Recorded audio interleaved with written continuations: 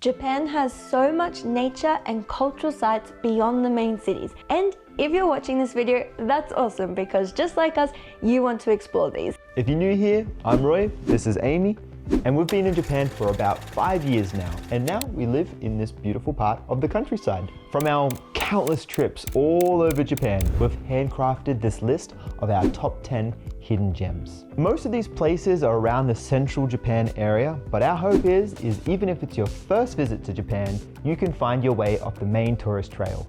Starting at number 10, we have Chichibu. We'll be counting down from 10 to 1, 1 being our absolute favorite place in all of Japan. And believe it or not, it's not what you saw on the thumbnail. But back to Chichibu. Chichibu is a countryside town about 90 minutes on a direct train from Tokyo. And it is just the perfect place to just bust out of the cities and really begin to experience the countryside of Japan and the mountains and all the beautiful nature there is. Such a great thing about Chichibu is that there's just already so many unique activities that you can do in this area. For example, there's this ancient pilgrimage hike that you can do where you go on this ancient trail and you go between all these shrines. It's just rich with culture. There's awesome hikes all through the national park in the area. There's a town next to it called Nagatoro where you can actually hop on a boat and go down the river and you can get tours by Japanese people doing this cruise. If you're into seasonal things, in spring there's a flower festival where this entire hill just lights up in this bright pink flower. It's so awesome. And if you're cool like me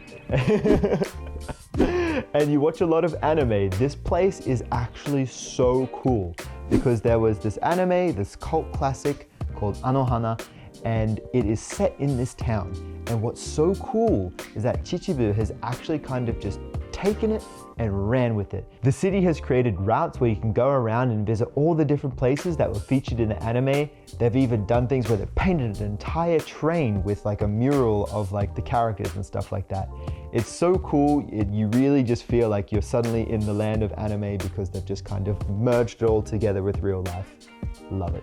And as Roy said earlier, there is direct transport from Tokyo. So I really love Chichibu for that reason. But in terms of really detailed transport info, we're not going to go into it in this video here, but we have created a map with all of these 10 different hidden gems pinned, and we've got really thorough transport info there for you guys.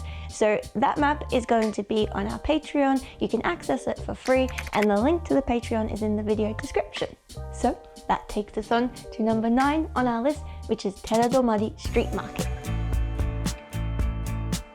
This entry on the list is a fish market. There are a lot of fish markets around Japan and they are quite popular. So you've got Tsukiji in Tokyo, or you've got Omicho in Kanazawa, and these ones are getting quite crowded, and honestly the prices are not as great anymore, I would say.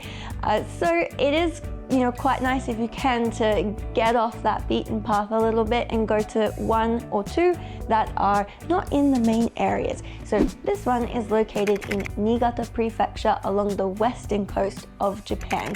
And we visited there earlier this year and just really loved the local feel to it, how it was reasonably priced, and there are so many fried seafood snacks. There's crab soup, there's fresh seafood of course that you can pick up. So good, right? that you can pick up and eat there on the spot. Niigata itself is about 2 to 3 hours from Tokyo by Shinkansen, so you can access it by public transport. But if you really want to do a bit more of a deep dive into the area, it is probably better to get a car, and then you can do things like there's really beautiful rice fields and countryside around that area. There's a town over called Yuzawa, which is very good in winter time for skiing and snowboarding, and it does have a lot of really cool art installations that they have started to put throughout the countryside to encourage tourism. As I said, we did travel to this area a little bit earlier this year, so if you'd like some inspiration for what you can do yourself around the area, then there'll be a card on screen somewhere around here and you can click on that and see the video. Number 8 on the list is the area of Minakami. Just 1 hour on the Shinkansen from Tokyo, Minakami I like to think is like an outdoor adventurer's paradise. There's this company there called Canyons Japan, and they take you on guided tours doing canyoning and rafting. So if you feel like just throwing yourself off a waterfall into a ravine, you can do that. Or if that's a bit too much like high action for you, you can just do guided tours during rafting, which is such a good way to just like mellow out and just like take in all the beautiful mountains and nature and scenery and all that. It might be a little bit high action with the rapids, but They are some of the best rapids in Japan, apparently. But if that's all still too much, you can also just chill out and do some hiking. There's this mountain called Mount Tanigawa. It's a 5-hour return trip. It offers like incredible views, I like to think. And then the area of Minakami, believe it or not, it just keeps on giving. It's also an onsen town, right? So if you have a car, some of these places are a bit difficult to get to, but you can get up into the mountains where there's these amazing like onsen resorts, and they just leave me speechless, to be completely honest. They can just give you that classic, this is Japan kind of experience. moving on from action-packed adventure to cultural and historical sites, we have Kayabuki no Sato. This entry on the list is a thatched roof house village. There are quite a few of these across the country of Japan, and particularly the one that's most popular is called Shirakawa-go. It's not, crazy busy like Tokyo or Kyoto, but these days, there are quite a lot of tourists. There's busloads that come in. So if you're looking for, I guess, an off the beaten path experience, perhaps Shirakawa-go doesn't quite provide that anymore. Although it is, still very beautiful. So Kayabuki no Sato, located in northern Kyoto, offers a little bit more of a peaceful experience if you want to see one of these traditional villages. In this village in particular, a lot of people still actually live in the houses.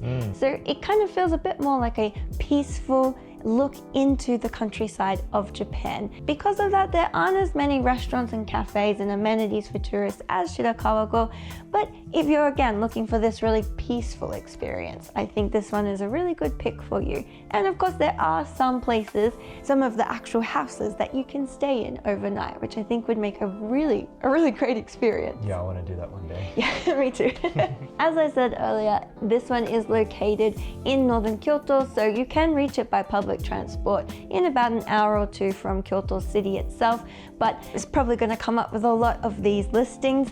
If you would like to see even more of the area, then it could be a good option to get a car, and northern Kyoto in particular has a lot of really scenic spots. There are other villages like Ine Village, there is scenic spots like Amano Hashidate, so I would really recommend those as well, and we've got a video where we explored them, so again, we'll leave a card somewhere and you can check that out if you'd like to see this area. Number 6 on the list is Kurobe Gorge. On the west coast of Japan, this gorge cuts into the northern Alps, and it's one of the deepest gorges in all of Japan. One of the main things to do in this area is ride a sightseeing train. You hop on and you ride through the steep sides of the valleys. You take in these amazing views, like the water is just so blue, and in autumn it's like one of the best places to see autumn colors in all of Japan. It's just absolutely incredible. And an asterisk that's our our claim, not someone else's claim. It's pretty amazing, trust me. At this current point in time, you can't go to the final stop of the sightseeing train because at the start of this year, 2024, Izu Peninsula earthquake, there's some damages, so you can't hop off. But that shouldn't be too much of a killer for this place because there's other stops that you can do along the way. You can hop off the train and then you can start these like hikes through the area, through the steep valleys of the gorge, which is pretty incredible. And you can go and stay at some rustic onsen inns. They've got their own onsens, or you can go hiking. You can find your own wild onsens out there apparently. I think it's a really cool place to go. And in regards to the damages from the earthquake, at the time of filming this video, those are in effect, but hopefully they will get those fixed, perhaps down the line. coming in at number 5 is Yamagata. Yamagata is both a prefecture in northern Japan, and there is also Yamagata City inside that prefecture, and it's around 2 to 3 hours by the Shinkansen from Tokyo. The reason why this one makes it onto the list is that it's both a really nice, peaceful city, it's still got things going on, and it serves as a really good base for so much nature and onsen, really beautiful things around the area. So to the northeast of the city, you have Yamadera Temple. Yamadera Temple, it's got like 1,000 steps that you need to climb up to the top, and then you get really beautiful views over the valley. There's also just south of that, Zao Onsen. This is both an onsen town, as the name suggests, and in wintertime, it's also a ski resort. Yeah. And it's a really nice one because on the top of the mountain, there's this thing called snow monsters. What are snow monsters, you might ask? In Japan, there's this phenomenon in some places where when there are really cold days and strong winds, the trees get covered in snow and make it look like snow monsters. So you can see those at Zao Onsen. There's illumination, so you don't even have to really like snow sports in of itself. And then a bit further afield on the western side of Yamagata City, you have the Dewa Sanzan. These ones are a bit more accessible if you do have a car, and what they are 3 sacred mountains. The mountains range in difficulty if you would like to hike up to the top of them. So Mount Dasan, for example, is a little bit more difficult, while Mount Hakuba is really quite accessible in all seasons. It probably takes around 2 to 3 hours return, and Hakuba in particular, you start down in the forest with these red bridges, pagodas, really tall cedar trees, and then you walk up a whole bunch of stairs to the top where there is a shrine. And we've only been in winter, but it was just so magical. It was like a Ghibli dream. It was so yeah. Really recommend that one. And Yamagata overall. Moving on to number 4 on the list, we have Hakuba. I am talking about this one, not Roy, because it is about hiking. I see a mountain in the distance and I say, wonder what that mountain's called. Can I climb to the top? What does it look like from the top? I love it. I love it. I love it. So Hakuba is an area, it's a town that is right next to the Japanese Northern Alps. And it's particularly popular in wintertime. It is fairly well known, I would say, at that time, because it is, as I said, right next to the Alps, and it has many, many ski resorts in the one valley, and Australians, like us in particular, really enjoy going to this area for skiing and snowboarding. However, I wanted to put it in here on this list for summer and autumn time because it has such great hiking to do. Being next to the Alps, there are really big, long, multi-day hikes that can be done along the top of the peaks. To be fair, we haven't done those, it's on the bucket list. I really, really want to do them. Or there are some day hikes as well that can be done in around 3 hours return. And they still allow you to see the beautiful, beautiful Alps, but you don't have to exert yourself as much. And they're particularly nice in autumn around the first couple of weeks of October when they just burst to life with all of the autumn colors. Now, I will say that in the footage you're seeing on screen now, it does look pretty crowded. And the reason for that is that hiking in the Alps is very popular with domestic tourists, with Japanese people.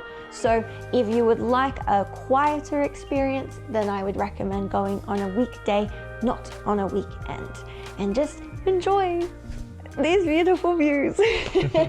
Getting down to the spicy end of things, number 3 on the list is Izu.